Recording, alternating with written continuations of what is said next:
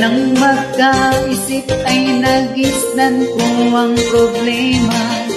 Hanggang sa kasalukuyan atin pang nakikita, tuloy pa rin ang digmaan kahit na ang kaguluhan sa Mindanao.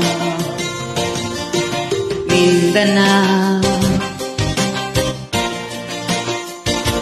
Mindanao. Mga mamamayan doon ay takot ang nadarama. Hindi malaman kung ano ang gagawin sa tuwina.